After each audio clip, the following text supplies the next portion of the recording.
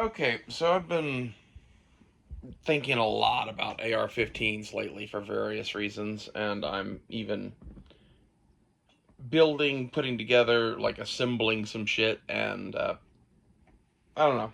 I want to do like some videos talking about some of the shit I'm doing build wise, but before we do those videos, I kind of figured just having a general video on AR-15 modifications. Basically, that's kind of what this video is. That may be what I call this video. And this is all from my standpoint. This is what I do. This is what I like, and why I do what I do. There's a lot of different videos on the internet where people talk about their fucking AR modifications and what they put on and yada yada. I don't know. It seems that there's a lot of the gun community that the reason why they modify their AR-15, it's because they can. Like, there's no rhyme or reason to it. That, like, there's a coffee grinder on the side of the gun. There's all sorts of craziness. And basically, whenever possible, I would like to not modify my gun. So that is kind of the philosophy I go into shit with. And kind of my whole philosophy on AR-15s in general to start with is, what is it that we're trying to do? And like, we might want to figure that out before we start building a gun, right? And like, for me, I basically want a general defensive carbine, kind of like a rig like you'd see in, a war zone someplace, but for just general civilian self-defense.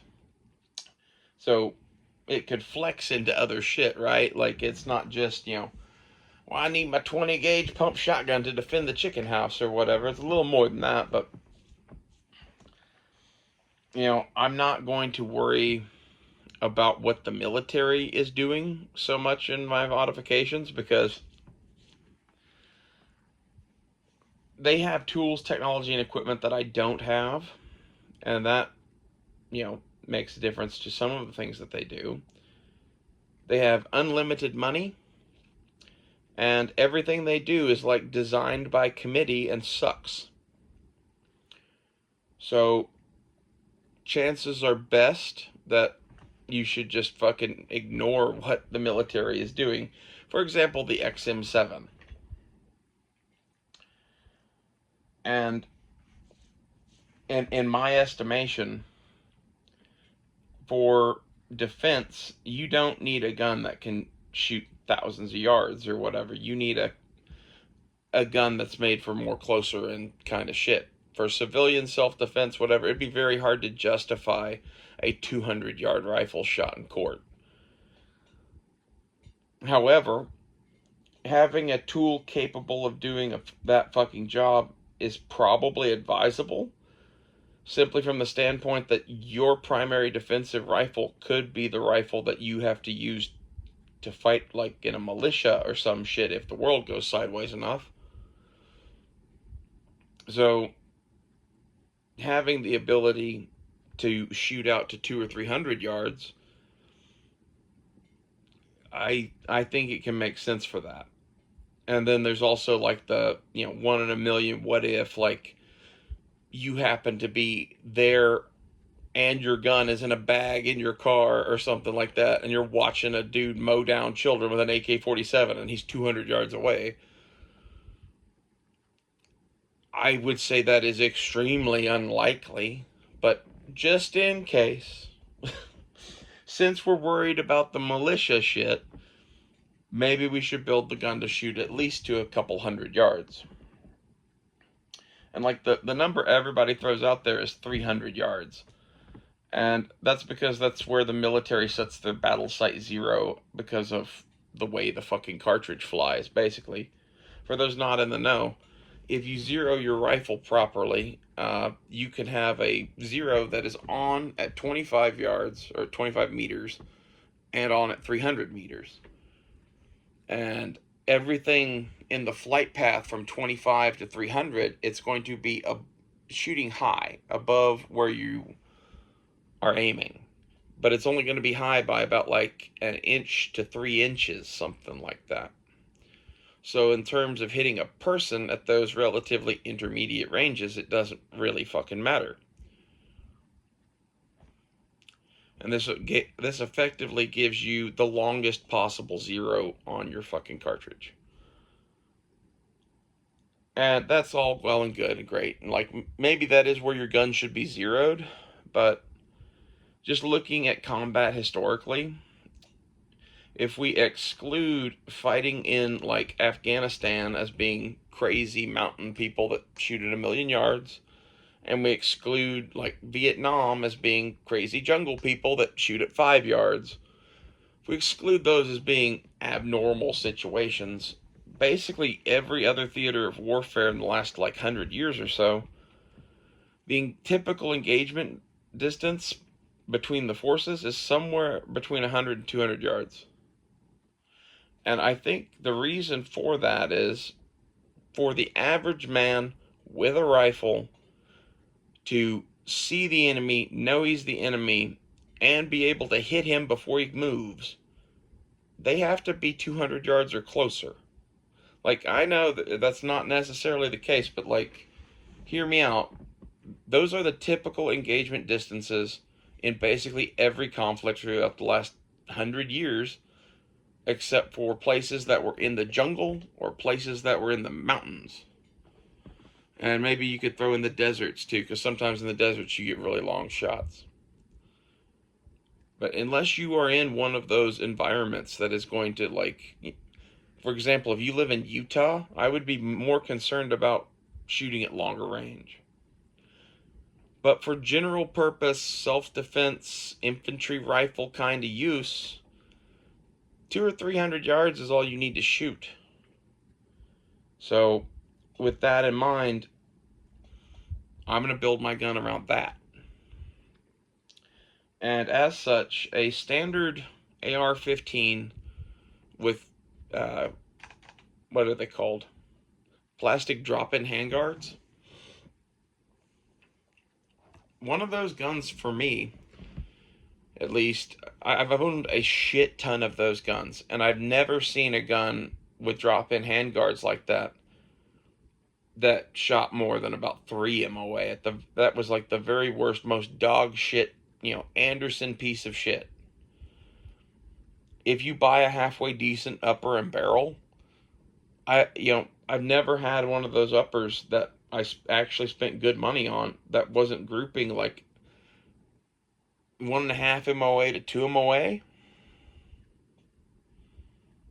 That's it's doing pretty damn good. Like in the world of military rifles, God, it's crazy good.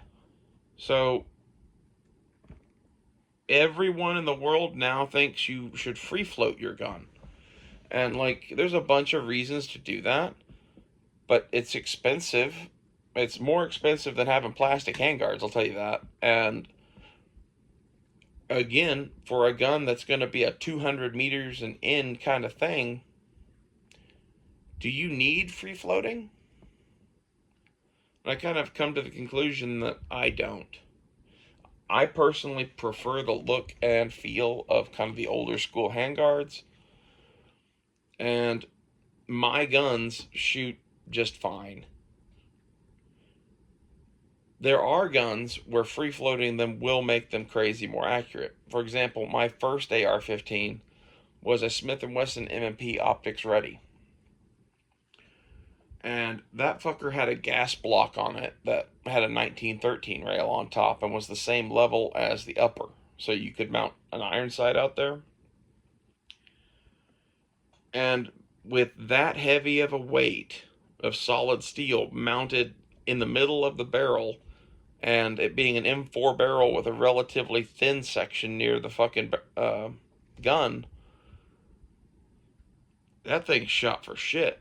Like it was 4 MOA gun, 3 MOA gun, like I don't know. So if you deviate off of like a mil spec gas block or a standard low pro gas block, you could get some funky shit. And free floating that gun involved putting a low pro gas block on it and some combination of the free floating and getting that stupid Smith and Wesson gas block off of it. The gun went from being like a 4 MOA gun to like, I don't know, like a size of a quarter at 100 yards, you know, a little less than an MOA. Like it was crazy accurate, but the handguard I put on it was also a Rock River half quad, and those are fucking heavy, and just adding that much weight there is going to add some accuracy too. That's why they do it in high power. So I'm not exactly sure what in that process made that gun so crazy fucking accurate.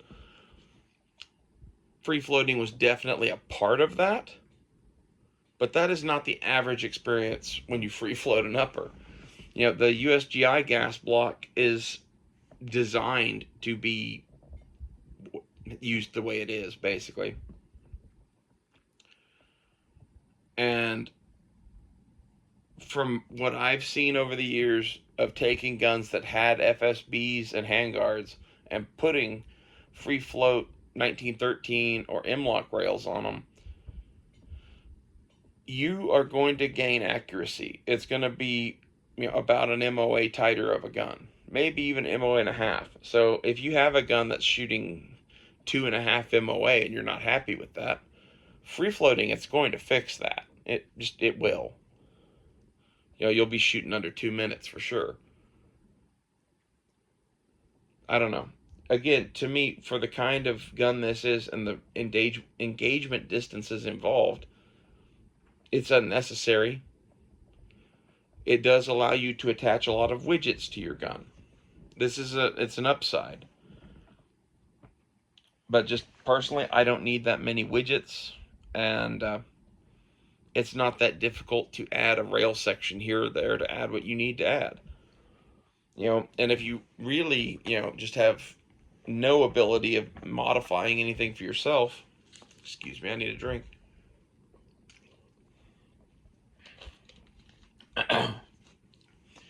If you have no ability of modifying anything for yourself, you can go buy a Magpul handguard. They're like $30. M-LOK on everything you fucking want.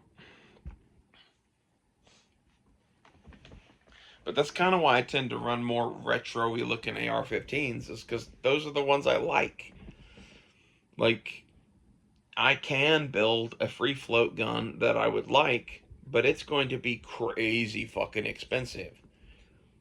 By avoiding the free float rail altogether, I'm getting a much, much cheaper gun. It is slightly less accurate, but it is lighter weight. Everything's a trade-off. And personally, I would take lighter weight and better for field use, in my opinion, than more accuracy. Everything's a trade-off. Do what you want to do.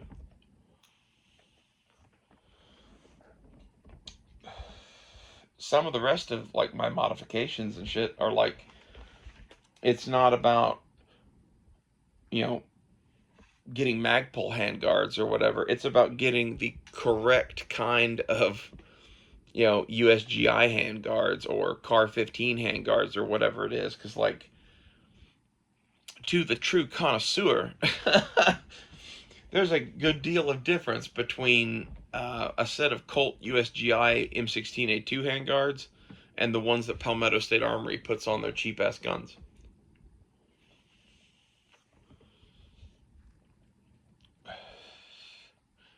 Now, I do like some shit from Palmetto State Armory. They are a go-to source for me for cheap uppers in particular. Like, there's a lot of shit at PSA that, like, I like the way they do business. I like the product that they offer. However, I am like a crazy gunsmith that's going to tear everything apart and put it back together and upgrade a bunch of shit. And, you know, unless I'm just buying a standard GI upper, and sometimes those I'll just stick a bolt carrier group in it and run it. But, like, I would consider some things at PSA to basically be placeholders and some things to be, yeah, that's good to go. Like the upper receiver itself, that's good to go. The barrel, kind of a placeholder. You know, it's got a life of probably 5 or 6 thousand rounds for most of the barrels that PSA sells. And if you don't shoot that much, that may not seem like that big a deal, but like 5 or 6 thousand rounds is not that much shooting. To then have to rebuild that thing. So, it kind of depends on what you're doing. I kind of prefer to build all my own guns. And that's mostly because if you buy shit off the fucking shelf, you never know what asshat they've hired to put it together. And I've received shit from basically every manufacturer under the sun that was crazy fucked up. Here recently, I tried to buy a cheap upper, basically hoping to get lucky. And I really liked the price of it and whatever, and I got a horror show. I guess that teaches me. But some of what I'm doing now, rifle project wise, is to like try to take the junk I've got and make something acceptable out of it, basically. Because I've got a 16-inch Delton upper and then the junk upper that I bought. And there's nothing wrong with a 16-inch Delton upper. It's actually a really nice upper. But it's a 16-inch M4, and I don't think that looks cool. So I'm trying to get something on that I can live with at least. Anyway, as far as other upgrades go, when you go to mount shit on the front end of a gun, if you're using standard handguards, if you want to do mag pull handguards or whatever, that just solves your problems. But on the standard handguards, there are also answers. You can take a mag pull rail section and sand the shit off the bottom of it, drill a couple holes in the handguard, and just bolt it straight in. You can also use the top holes on the handguard for mounting rail sections. I found a company called, I think it was IMI Defense. It looks like Fab Defense, like competitor or something, like Israeli AR-15 accessories. And they sell rail sections that mount into M16A2 handguards, mid-length handguards, and 6-hole carbine handguards, which is what I use. And they're a full, they cover the full 6 holes, but they're polymer. And they have screws at various points in them. You could easily take a couple of those rails and cut them down into sections and use them for whatever it is you want to use them for. I'm going to use one for a tape switch and one for a vert grip. And I'm just going to cut off all the rail I don't need because I don't really want to have giant rails on the top and bottom of my gun everywhere. Anyway, and then there's a bunch of shit that mounts to an A-frame front sight. Various different systems that clamp into the A-frame that give you a flashlight mount and a sling mount or both. Some are just 1913 on both sides. Some are 1913 and QD cup on both sides. And I even found a couple of different rails that will mount onto your bayonet lug to mount various things on if you want. So, in terms of adding accessories to just the standard setup, there's no shortage of ways to do that, and everything I just talked about is relatively cheap. I bought a sling mount flashlight mount from GG&G that was $45 shipped. I think it was 35 or 38 or something like that plus shipping. It's kind of hard to argue with something like that. And those Israeli rails I'm talking about are only like $15 a piece. And basically that sling mount thing I bought about the same price as a Magpul handguard, and a couple of those rails are about the same price as the Magpul rail sections. So whichever way you want to go, it's very comparable in price, and you can keep the GI aesthetic. And that's personally what I'm going for.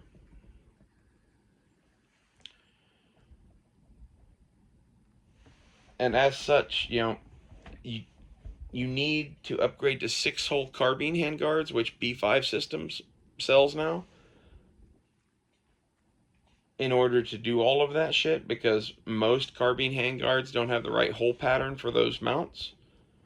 But that's not really a big deal either. Though that handguard is $20. So as you're starting to see already, it's not a whole lot of money to do the shit the way I like shit. Versus if you free floated that, the free float rail alone I would buy is going to easily be $150 to $250, depending on which one. And then you have all of the accessories you're going to get for that. So it's what matters. And what matters to me is having a flashlight on the gun, having a sling mount on the gun. If my flashlight has a tape switch and it hooks up to a 1913 section, I need somewhere to put that. And then I want a vertical grip. That's not crazy shit to add, and it's not a whole lot of money to add that if you do it right. Or if you don't care about the GI look, go to Magpul. Like, their system is bulletproof. There's nothing wrong with Magpul. I ran that shit when I was younger because I thought it looked cool. And I honestly thought the stuff that I run now looked kind of stupid. And I don't know. I still think that a lot of the stuff that people ran, when I was a teenager, is kind of stupid. But some of the Vietnam to like 1980s furniture is pretty sweet. And if you can take that kind of furniture and make it do what you need it to do, all the better. So then, controls. Like, that's a huge set of shit people modify. And my answer to this is that you shouldn't touch a goddamn thing. The magazine release is fine. The safety is fine. The bolt catch is fine. The charging handle is fine. In order to use the charging handle, you should use the rabbit ear method, where you grab both sides. That's how you should charge an M16. And as for why, most of the charging handles in existence aren't made to have all of the force applied to one side. There are some that are, but basically all of the ones that are have some big protuberance sticking off the side of the gun. And if you carry the gun a lot, this will dig the fuck into you. So the only real answer is to do the rabbit ears thing and use a GI handle. This also has the handy dandy addition of costing $15 for a charging handle instead of $100 or more. So that's why I do that. As far as the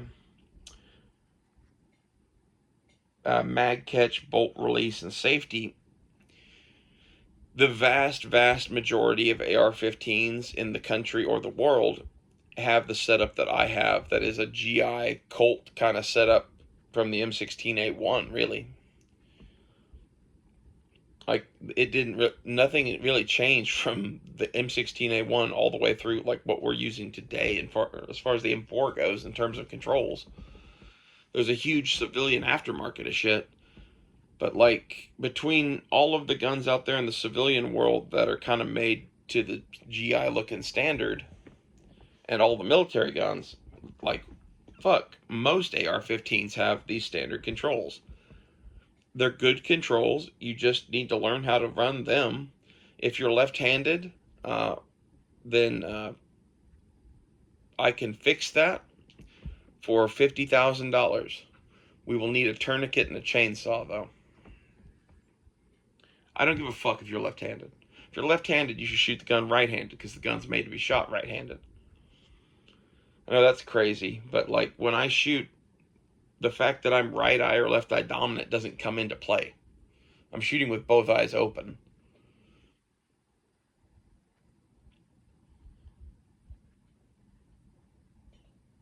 I don't know. I think the left-handers just exist to complicate our fucking world. But being as that every fucking gun in the US has fucking GI controls, it might behoove you to be good at running those controls.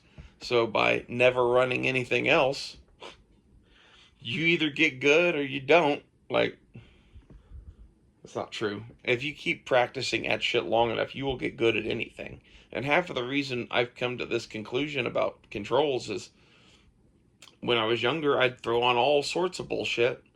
And then I went through a period where I was cloning Vietnam guns exactly. Like all Colt parts on Colt lowers exactly. And I ran those guns so much that I really kind of just fell in love with having the standard controls. And if you run them enough, I don't see how you could not come to that conclusion. Now, some things are, well, we like to do things this way nowadays, and this having this kind of control or this angle to the pistol grip that helps us do that. Okay, like, I don't know, maybe you're wrong. I don't know. Maybe I'm wrong to be like, hey, don't modify the gun, be able to pick up any sword on the battlefield sort of thing, but I kind of doubt it.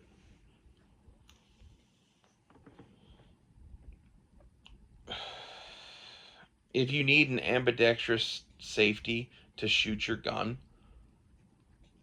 and you aren't even left-handed, I just don't know what to say to you. And like, part of that comes from them using their trigger finger to sweep the safety back on, because it is difficult on an AR-15 to go from fire back to safe. Like, it's not as easy as taking the safety off. I like that. I want it to be a, like, I have to think about it sort of a thing. And I don't want to have shit rubbing on my trigger finger while I shoot. And some of their obsession with the safety comes from tactical training they've received that basically has them manipulating the safety fucking constantly. They put the safety on to reload. Like, I'm sorry, that's just retarded.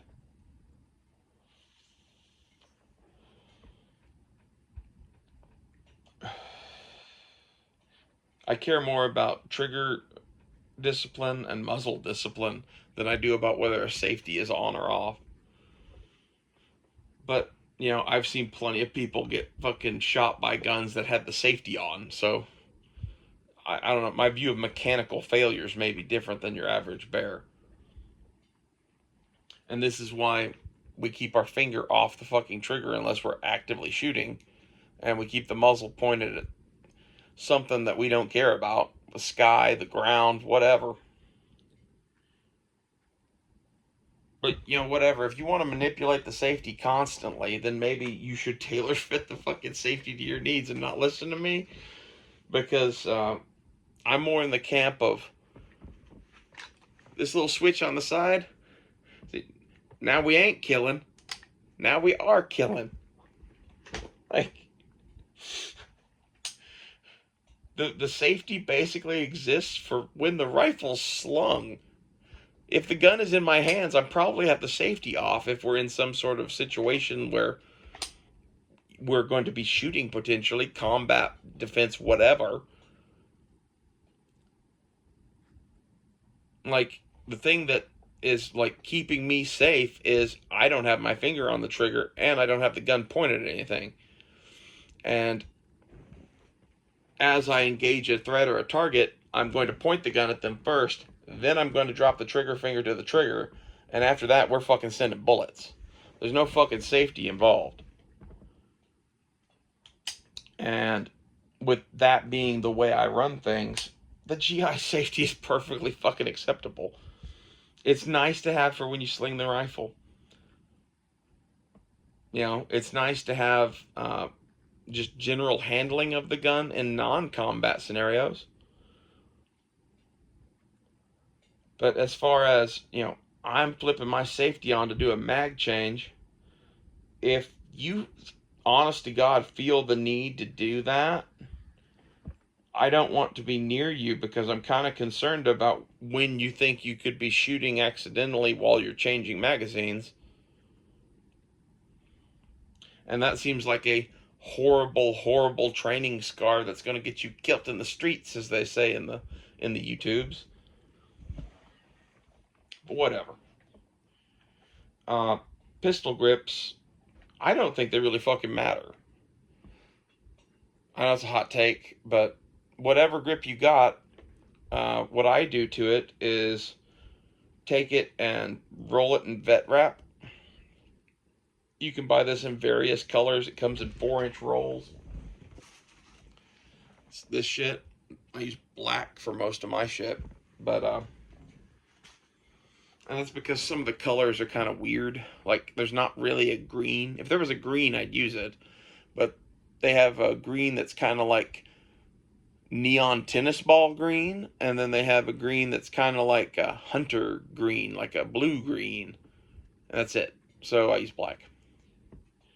And you roll that around your grip, I don't know, 3, 4, 5 times, somewhere in there, and finish it someplace that makes sense on the grip where it's not going to be in a high wear zone or the wear is going to be with the grain of your fucking tape, because otherwise it's going to rapidly deteriorate.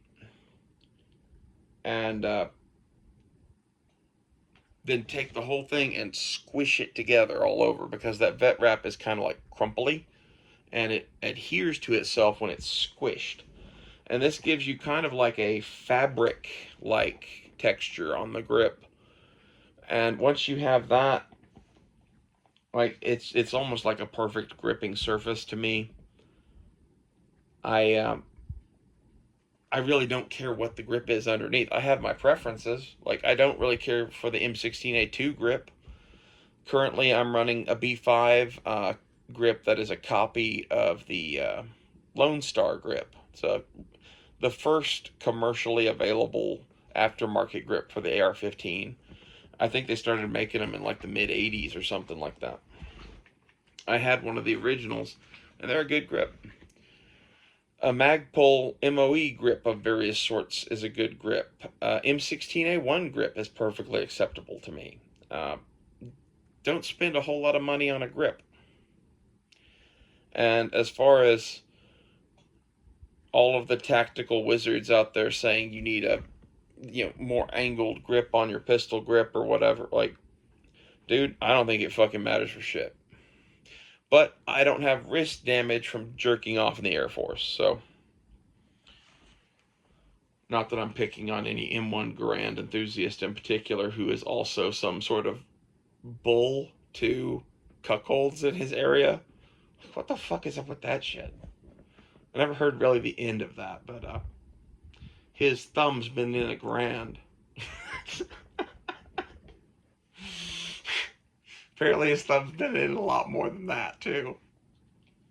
Anyway, that Lone Star grip is sweet. Of the modern grips, my choice would probably be the Magpul Mo grip, just the standard one, or the Mo Plus, the kind of rubberized one that they make. It strikes the right mix of rubber to grip, but doesn't grab onto every fucking thing I own. So I kind of like that grip too. Otherwise, you will basically always see an M16A1 grip on my shit. Or now those Lone Star grips, now that they're available from B5, they're like $17. That's going to be on every gun I ever build from now on. It's one of those where I already kind of like that grip. Rolling it in tape makes it pretty much perfect. And it's $17, so I don't see a reason not to just use those. Stock-wise, I believe the correct thing to do for a stock on an AR is, first off, you need a metal lower so that you can put whatever stock on it that you want. I kind of had a brief experimentation with Cav Arms lowers and the KE Arms lowers. I'm kind of over it. They are light. They are cheap. I like a lot of shit about them.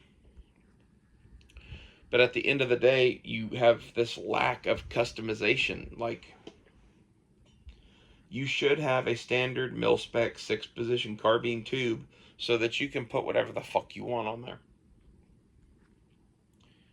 And personally, what I like is a standard Ar15 stock, and B5 makes one of those too. It's $50, and honestly, that seems really expensive to me because I know of places where you can go and get them for $12. So, at least of the old kind. These aren't the new B5. We've made it out of Wizard polymer or whatever stocks, but I've owned a half a dozen of them over the last decade or so, and they did just fine. I never managed to break one, and I treated some of those guns like shit, so I don't know. I like a standard Ar15 stock, though.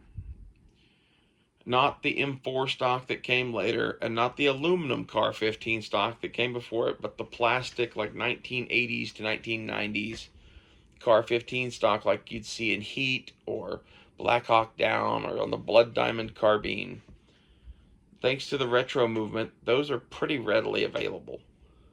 And there's even the B5 one made out of Wizard polymer if you believe that is worth the extra $38. I'm like torn on it. It's not that much money, and I do like the B5 stuff, and I bet it is nice. But at the same time, there's a $12 one. I don't know.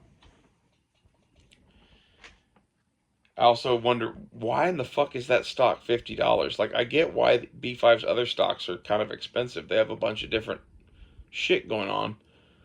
A Ar15 stock is like a basic bitch piece of polymer with another basic bitch piece of polymer controlling a piece of metal that hooks it into the mil-spec tube. Can't imagine why that's expensive. And if you're going pistol-wise, I like the H&R retro brace. Before those came out, I was a big fan of the CAC Blade series of braces, especially once they put them on M4 tubes and made them adjustable. Either way you wanted to go, anything in that kind of blade style, I would run for a pistol. And then, as far as your optics and sights go,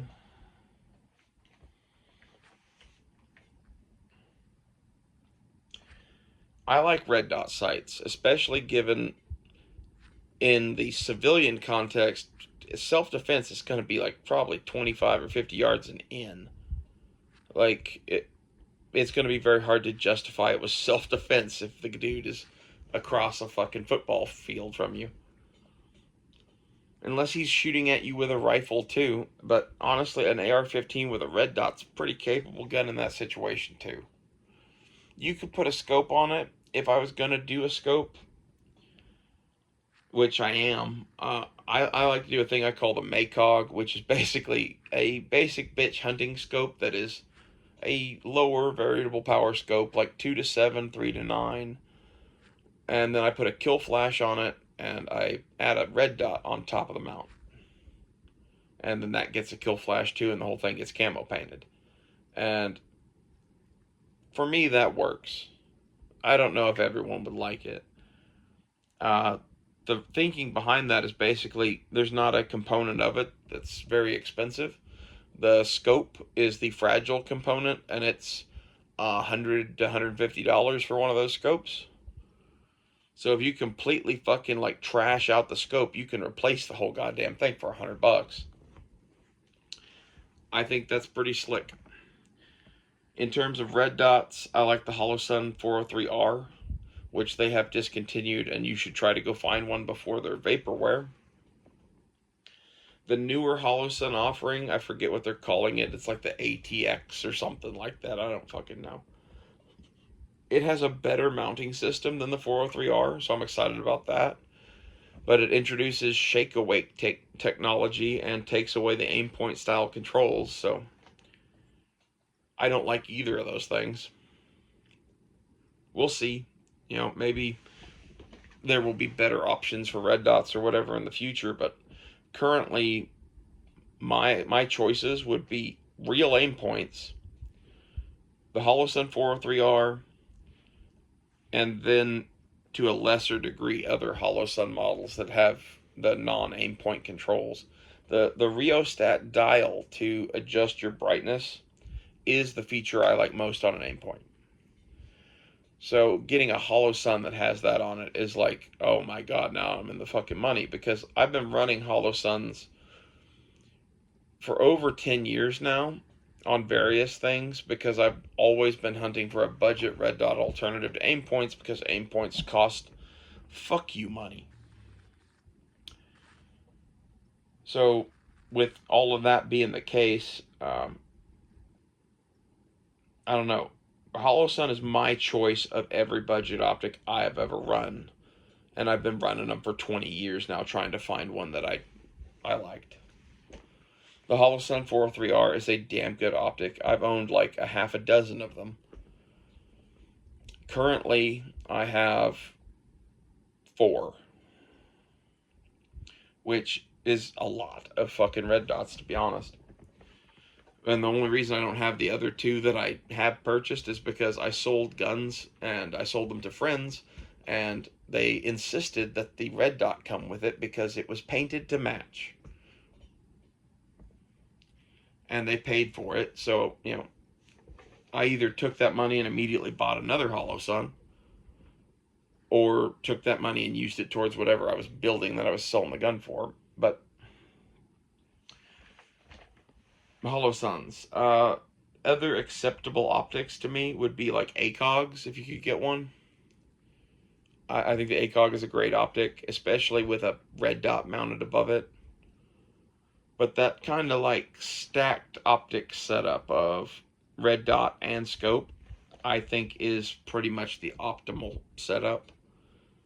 I kind of like my red dot a little bit higher mounted because I wear prescription glasses, and if it's mounted where they're mounted on a flat top, honestly, I'm looking through like the top corner of my glasses lens and it sucks. If they're mounted up higher, like on a carry handle, I can see the red dot better. I like a more heads up mounted position for red dots in particular. Scopes, it doesn't matter so much. But with the nature of the red dot reticle for me, and the nature of my eyes, when I'm looking through the center of my glasses, I get a nice clean dot. When I'm looking through the edge of the top of my lens, I get kind of this weird shit that, like, I can sort of use it. The dot kind of starts getting real starbursty and big. So I prefer a carry handle. And if I can't get a carry handle, there are detachable carry handles, and I'll mount a red dot to it. And then I have a A2 rear sight as a backup sight. And those carry handles, you can buy a new one from PSA that is a USGI that has the same forge code on it that Colt uses. So I'm guessing they're Colts, and they're $80. I think that's kind of the way to go. That gets you a real set of iron sights and a red dot. If you wanted to go with something else, like just a different mount for your red dot, or having the red dot mounted to a scope maybe, you're going to need a backup iron sight. And basically there's only 2 I like. And one is the USMC marked Knights Armament rear sight that you can get on eBay as surplus, or stolen from the Marine Corps, I'm not sure which. Those are like 85 or $90. And then the other one is the Magpul Pro that's not adjustable for elevation or yardage, whatever. Like, you can't adjust the sight for range. And that sight's also like $90. So if you need the range adjusting, I'd go with the Knights Armament. Otherwise, the Magpul's probably better.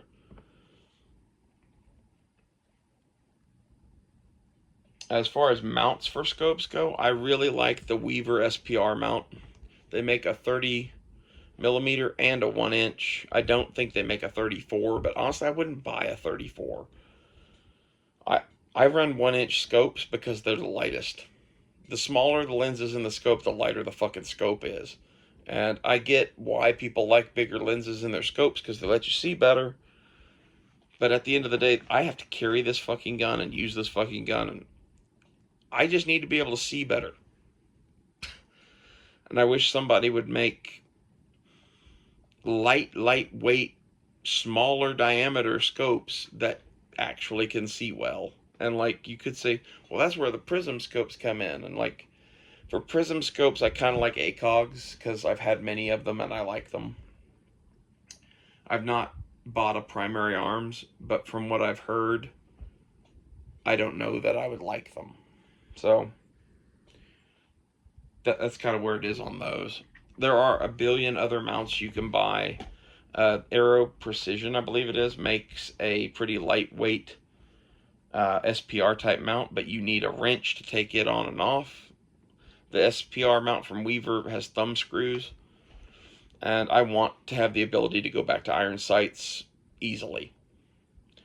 And the thumb screws with a flathead on the end of them, I can pretty much shove anything in that flathead to get them broken after I've got them really cranked down.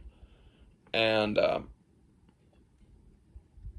you can, in theory, also put it onto where you can just take it off for thumb pressure, but I don't know. I've never had luck with that. Like, I usually take a big screwdriver and kind of crank on them a bit. So, whichever. The Weaver is a fucking really cheap mount and it's really light.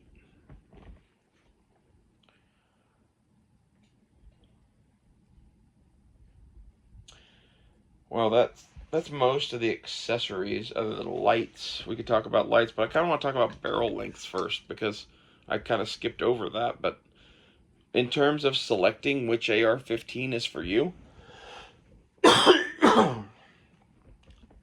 like the most important discussion is barrel length because that's going to completely change what gun you buy. Personally, if we're going with, short barrels, I like 11 and a half. I have a 10 and a half inch barrel right now. That's because I cheaped out and I could get that really cheap. I wish it was 11 and a half. With the 11 and a half inch barrel, the extra inch gains you like a couple of 100 feet per second in velocity. Like it's a pretty crazy amount. Most of the other points on a barrel, like the difference between 14.5 and 16 isn't that much. The difference between 10.5 and 11.5 is huge. So I would make sure to do that. 14.5 versus 16 inch, I don't really think it matters. But if you have the option, I would go with the 16 inch unless you're doing some sort of a build like an M4 where the gun is supposed to have a 14.5 and you want to do a pin and weld. Okay. But all of this, like, hey, I'm going to do a 14.5 pin and weld on all of my guns when they all have free float tubes. Like, dude, you could run a 16 inch barrel and then you could just take your muzzle device off whenever you want. That's worth something. 16 inch barrel, you can do a mid-length gas system and it's very proven. That's the route I would go. I would either go 14.5 with a carbine with a pin and weld because of looks for some reason, and that's probably a clone gun. Or if it's just a, hey, I'm not cloning anything, I'm just making a good gun, I would get a 16 inch mid-length upper of some flavor. And then the last kind of classification is, well, what if you want to go longer than 16? Welcome to the dark side, my child. We have cookies. The 20-inch gun is my favorite gun. Period. I've owned more 20-inch M16s than almost any other flavor of AR by far.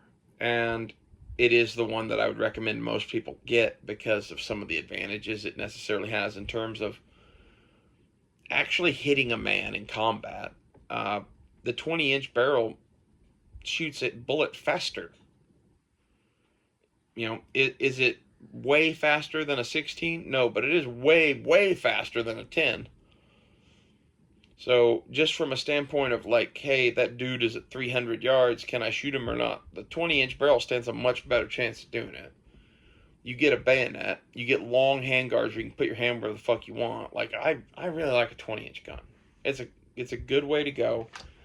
it has downsides. It's a fucking Pike. Like, I wouldn't want to CQB a house with a fucking 20 inch.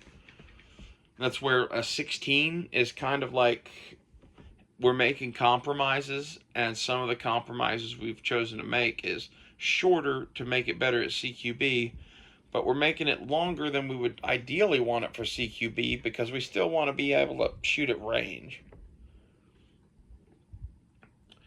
So, in this kind of like self-defense infantry kind of role, like, my choices would be 16 or 20 for most shit.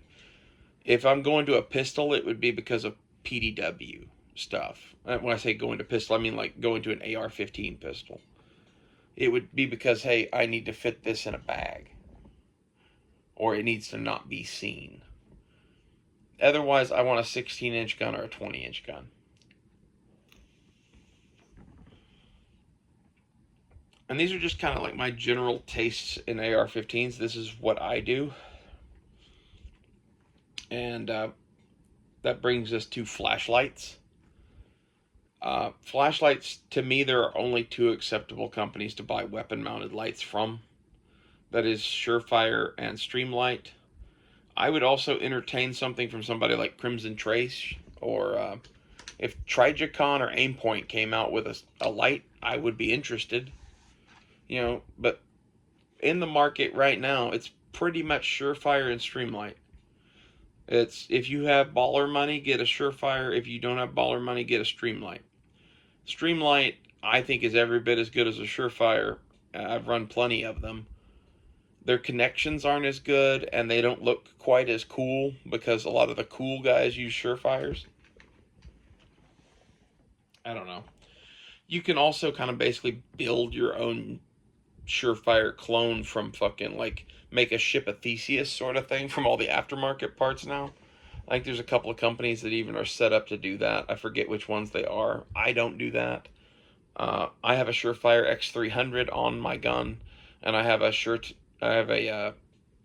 Streamlight ProTac in my web gear, and then I have a Streamlight TLR6 on my 1911. And I have a couple other lights here and there. I put Streamlight, not Streamlight, Surefire. I keep using those two interchangeably. I have several Surefire G2Xs in a 1913 rail mount that are just kind of like, hey, we need a light on this gun for this, or we need a light on this gun for that. You can just kind of put them wherever, and they're direct control lights, so you don't need a bunch of shit wired in or whatever. Those are handy to have. I also got one of those, what are they fucking called? They have the little angled control on the back of them. I don't remember what the damn thing's called now. Maybe an Enforce light? Does that sound right? I don't remember. I've had a couple of those, whatever they are, that thing with the angle control in the back. I would trust one, but I don't think it's an ideal setup. Anyway, that's lights. Now, as far as the rest of the fucking gun goes, I don't think a plain black gun is really good looking, and I don't think putting a set of colored Magpul furniture on it really looks that good. So I tend to spray paint my guns, and I do spray paint instead of Cerakote or Duracoat because it's cheap. It's what's done in field in military units across the world. It works, and I like my guns kind of looking like Boba Fett, where the paint's worn and like crazy cool looking, like it looks like it's been riding in a truck in Fallujah for fucking 20 months. That's just cool to me. And spray paint gets that way relatively quickly. Duracoat and Cerakote really don't. So if you want paint that lasts longer and is going to stay perfect forever, Cerakote is your friend. If you want battle-worn shit, just rattle can it. And I want my shit to kind of look like Boba Fett. Honestly, I don't know what young man in America wouldn't want their shit to look like Boba Fett.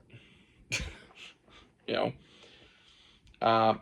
Also, when in doubt, if something needs to be someplace and you don't know how to put it there, 100-mile-an-hour tape, zip ties, and shock cord. Like, get creative. I have a hair tie on my handguards on my gun that is just for cord management. I want to make sure that the cord on my Surefire is tucked away or whatever and not flagging in the breeze and getting caught on shit. You know, a hair tie is fucking cheap and it does the job. You could also use some gaffer's tape for that. Gaffer's tape and 100-mile-an-hour tape and grip tape and the vet wrap are like my go-to kit for modifying a gun. It's cheap, cheap, cheap. It fucking works better than most of the other shit. Like, I use the gaffer tape to hold a cleaning rod on the outside of my gun generally. I use the 100-mile-an-hour tape to do stuff like cover the front end of my flashlight, not the lens part, but like around the bezel. Just keeps it clean of crap, and I like the look of it. You know, you'll find a lot of my scopes have 100-mile-an-hour tape rolled around one end holding a kill flash on or something like that usually too. That's pretty standard operating procedure for most of my shit. It gives it a very cool vibe to it, and it doesn't cost anything. Like the few rolls of tape, you know, you buy that once and they last you for a fucking decade. That's if you use it all the time. If you don't ever even hardly fucking use it, it'll last you the rest of your life. You know, the gaffer's tape and 100-mile-an-hour tapes come on rolls the size of fucking basketballs.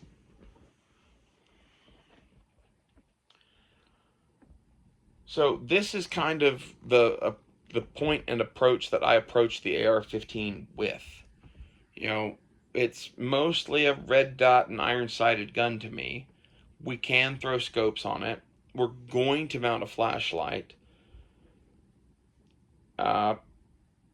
You know, 11.5, 16, or 20-inch guns. As few modifications to the gun as possible. And wherever we are modifying it, basically I want to add a 1913 rail right there and bolt on just that thing. And I do that because that is the lightest way to do things. And it is cheap. So light and cheap is just gravy to me. And, you know, by kind of forcing myself to live with the GI furniture in this way, it really makes my guns, I think, look kind of fucking cool. Not that that matters for anything, but like, rule one of a gunfight, before anything else, is you should look cool. If you don't look cool being in a gunfight, like, you could die. You have various options in life. Die looking cool. That's all I'm saying. And it doesn't take a lot, man. You know, rule 2 of a gunfight is to have a gun. Rule 1 is to look cool. So, like, you should have a cigar and some fucking, like, Ray-Ban sunglasses and, like, maybe your pimp hat. You have those stashed with the AR or something, you know? Whatever looking cool means to you, man.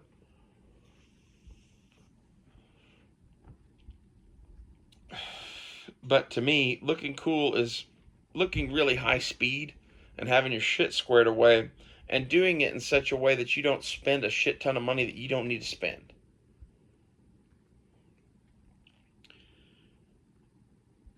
And one thing I didn't cover was gas system length.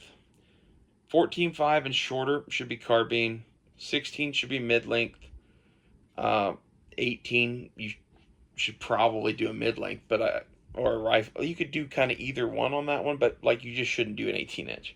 Just go with a 20. That's my true feelings on it, is why the fuck don't you have a 20-inch barrel?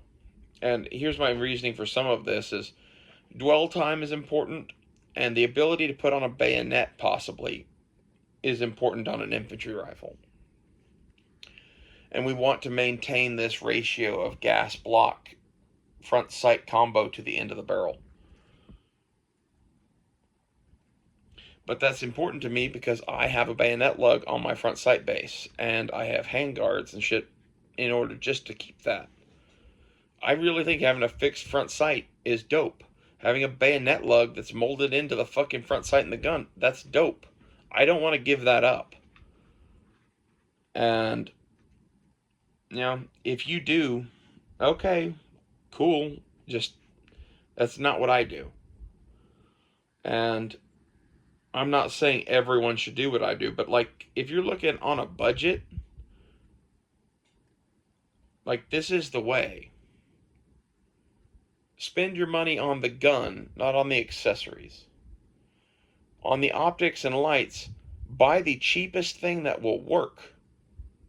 If Streamlight will work, buy a Streamlight. I have a Surefire right now because I bought it a few years ago and it is dope. So if you want to buy something like a real aim point because it's dope, do it. But like, do it knowing that basically you can get a similar quality optic to a real aim point for $150 now from Holosun. And, you could be like, well, that's a Chinesium optic or whatever. Like, I've been running them for like 10 or 12 years now. I've smashed the fuck out of many of them. I've never seen a Holosun that lost zero. I've never seen a Holosun where the battery even died. They're good scopes. Like, I had a collection of aim points when I started buying Holosuns. And after the third or fourth one I got one that was the new model, like 8 years ago, whenever. And that was good enough that I sold most of my aim points and kept like a T1 Micro and a couple of those new Holosuns.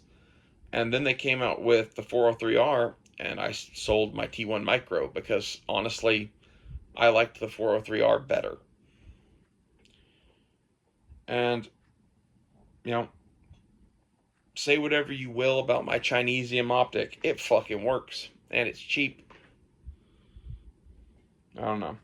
That's kind of the whole point of my build, though, is keep shit fucking basic. Or the whole point of my builds, because, like, this is about AR-15s in general. It's not about any specific one I've done, but I started out with, like, guns that felt like boat anchors, and then I tried going ultralight, and then I tried retro guns, and basically I've just kind of gotten to the point where, like, I learned enough stuff along the way that this is what I do, and this is why I do it. And the reasons why I do all of this shit boil down to the fucking M16A1s that I shot from the Vietnam era worked just fine. I would run one of those in combat.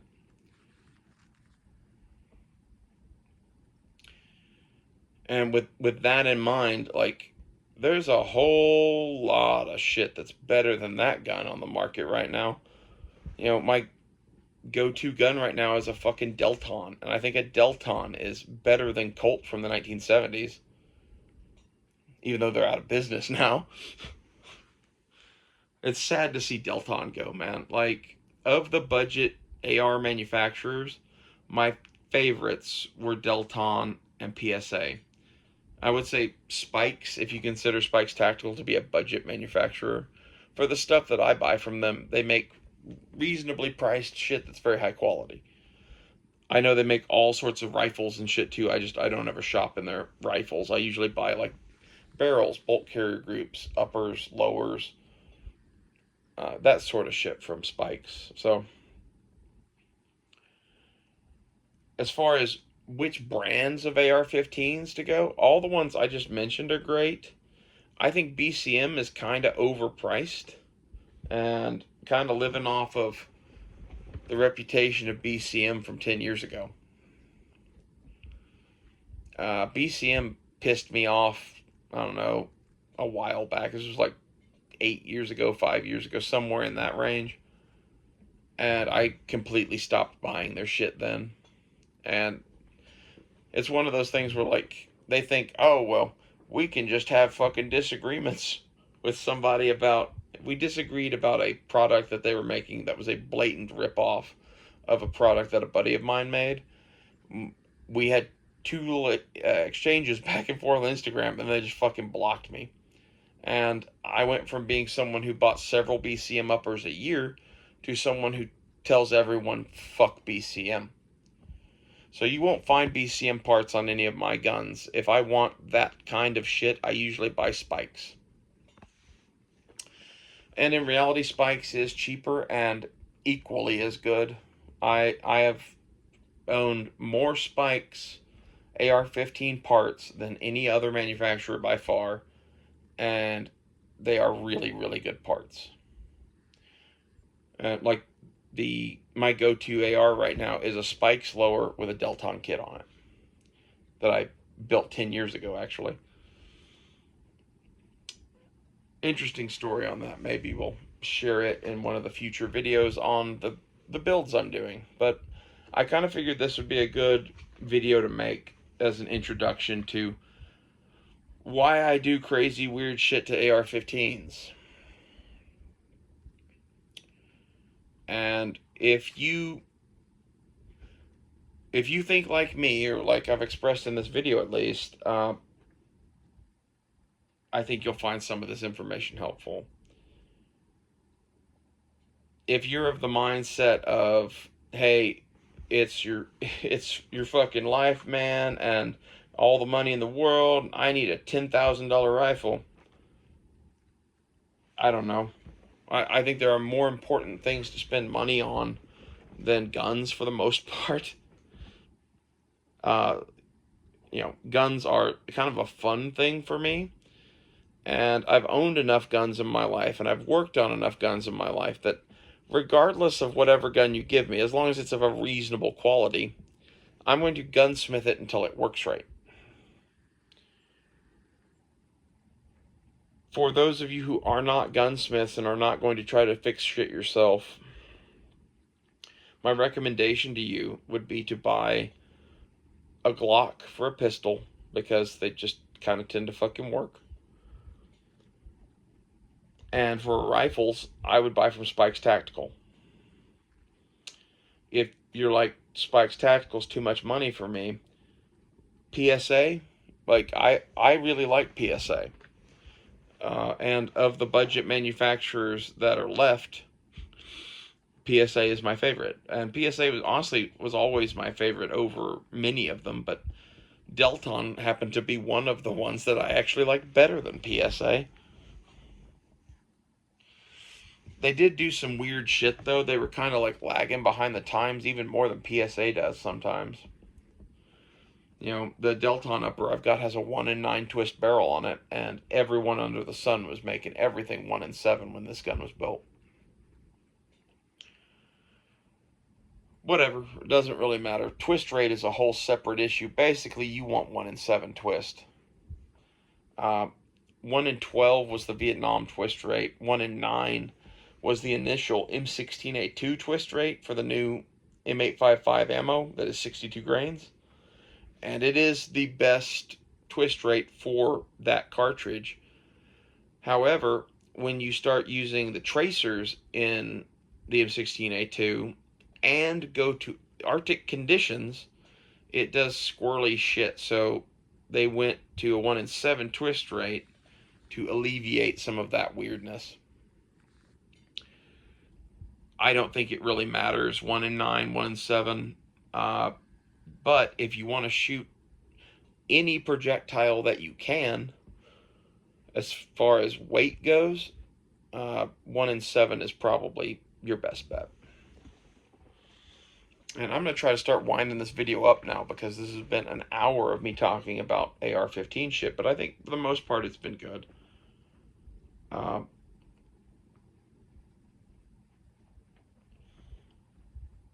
The world of AR-15s is a broad, wide world where a lot of people try to sell you a lot of different shit.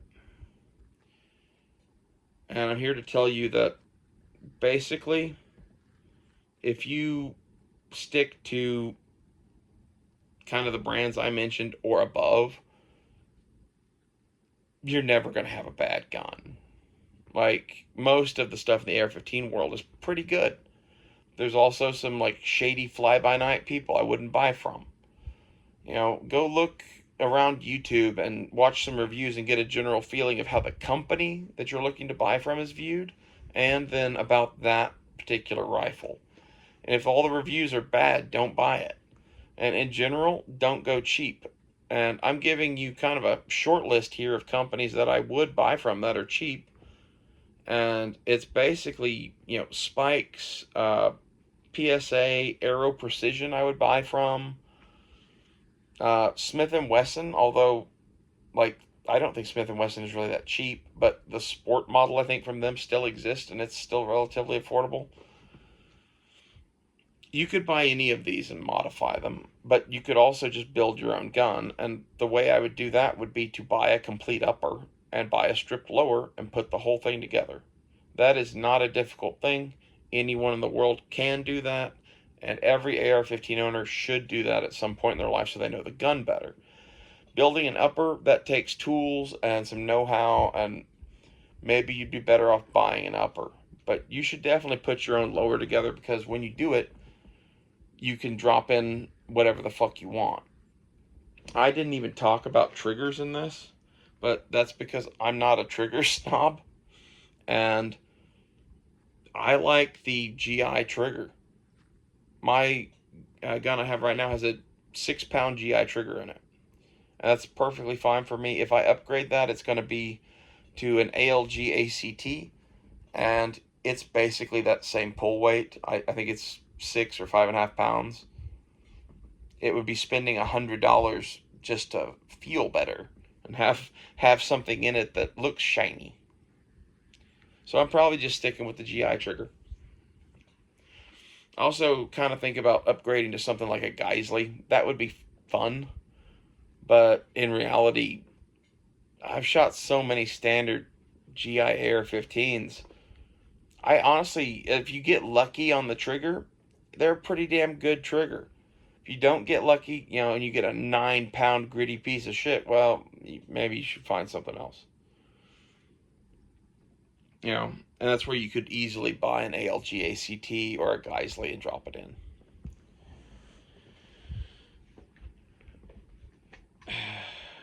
But back to, how much money do you want to spend on that thing? A Geisley trigger's like $240 or more. ALG ACT is $100. A LaRue MBT is like 120 something bucks. I honestly don't think I would like the LaRue MBT though, from what I've heard about it. I might be wrong. That would be another trigger I would consider getting though. But again, with kind of the philosophy of use, if you want to use a nut and fancy term, of self-defense carbine for the civilian world, militia rifle, I think an ALG ACT is an ideal trigger. So why would you spend more money than that?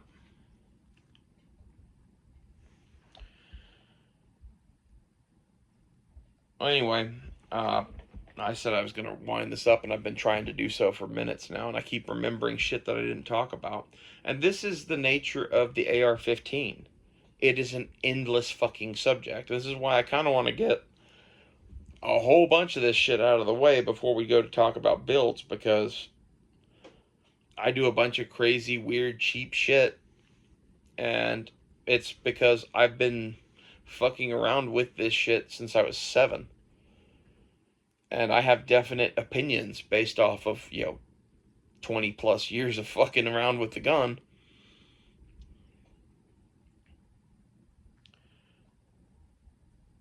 And honestly, I kind of just wish that most of the gun community would learn to shoot the gun they had instead of worrying about bolting a bunch of shit to it. You need some shit. Like, you need an optic of some flavor, I think, in the 21st century. A red dot sight is my preferred. And you need a light, and you need a sling. And, like, you could throw some tape around the grip, or put on a fucking grip that's not an A2 grip, if you want to do that. But, like, other than that, I don't think the AR really needs a whole lot. And that's kind of the point of this video.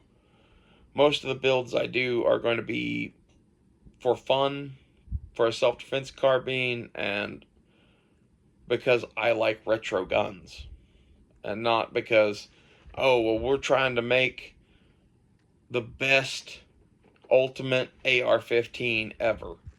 If you were trying to do that, you'd make very different guns than what I build. And I kind of like my shitty retro ghetto blaster home defense guns, so I hope you do too. Thanks for watching, and if you stuck around at this point, you're fucking awesome. This is an hour and 15-minute video on AR-15s that's just staring at a ceiling fan and listening to me. Thank you very much for being a fan of mine. I really appreciate you, and have a good day.